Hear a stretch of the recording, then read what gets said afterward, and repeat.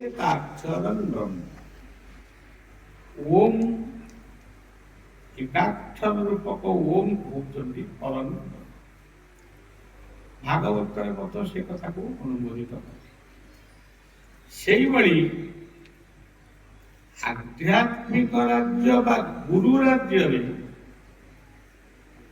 तुम्हें जेते मंत्र प्रार्थना गुड़े गोटे गोटे गुरुंकर प्रार्थना मु शुणे से गला घंटा 1.5 घंटा गले मोर गोड़ हाथ भी किंतु केवल जदि जीवन बिछणारू उठिबा ठारू बिछणा को जीवा पर्यंत प्रकृति मुहूर्त बा क्षेत्र रे आमे गोटे शब्द बारंबार उच्चारण करवा ये शब्दटी होची जय।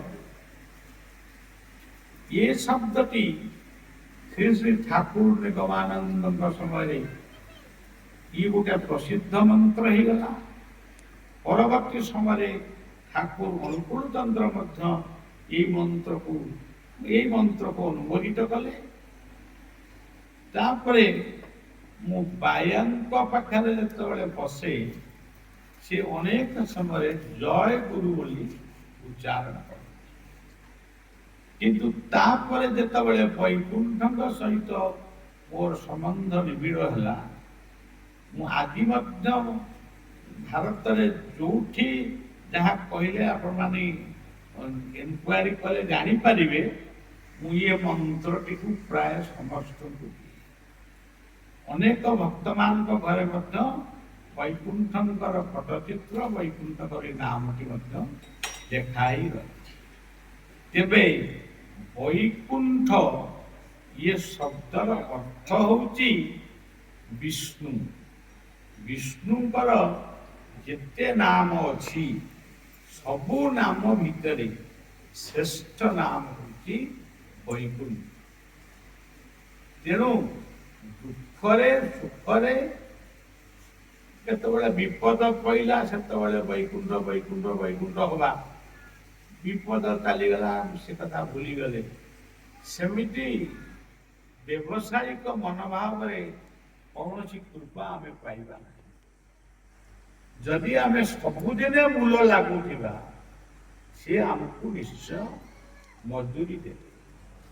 जेमती द्रौपदी खने कोना बांधी देइथिले छालीटा को चिरिकिरी कृष्ण को आंगुठी रे सेई टिके कोना को मने रखी गुरु सभा तले द्रौपदी को से कोटि वस्त्र कहीं के जाले प्रश्न पचारे माने जिज्ञासा कले से तार उत्तर देले से देइथिला मु ताकू तेणु जय गुरु जय जगन्नाथ जय गुरु वैकुंठ। जय गुरु कहले मो गुरु तो गुरु ता गुरु पृथ्वी जेते गुरु अच्छे आउ गोटे जय गुरु होचंती पिता माता ये दुनिया रे जेते हम मान को पाई जन्म होइछन।